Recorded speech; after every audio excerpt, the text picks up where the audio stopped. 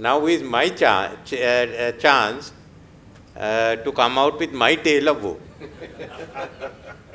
Because I have taken over the Titanic after it hit the iceberg. So you can just imagine from where I have to start. Everything was down. We had declared ourselves bankrupt. What have we got to do? First is to ensure that people can live and there is enough food to eat, whatever be the other difficulties. With this bankruptcy that we've declared, our economy has virtually come to a halt. The inflation, the bankruptcies, everything else that's happening has brought our economy to a grinding halt. How do we restart it? That's what we are engaged in. And I thought I'll explain to you the process.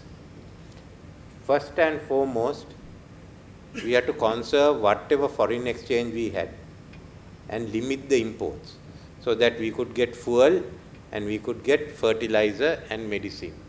It hasn't worked fully but initially, but now it's working much better. Therefore, we have to start our discussions with the IMF.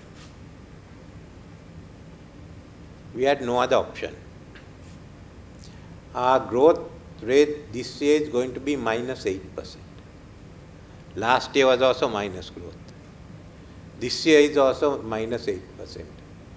Next year, it was forecast that will be -3%. But there is one other factor which worries me. When that forecast was made, everyone thought the global economy will do well. Now all the indications are that global economy will fare badly. How will it impact? Because the rising inflations in the European and other countries means that the cost of living is going up. Then if you look at 100 as 2021, at 2020 you can just imagine how much we have come down each year. So we had to first come to an arrangement which meant raising money. To raise that money we had to tax everything, which also meant the agriculture. As someone said, if it moves, tax it. We had to come to that level.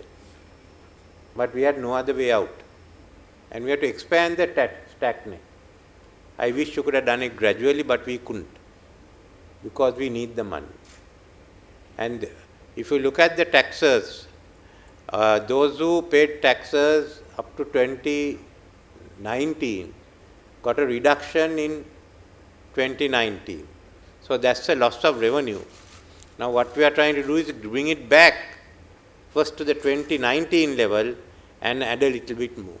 So if you look at the 2019, up to 2019, your taxation, and today it's one figure. But if you look at 2020, the gap seems much bigger. But the fact is that we are all suffering. It's not only tax. Our rupee has depreciated and interest rates have gone up. So it's in this context that we have to operate. Ordinary people are finding it very difficult to live.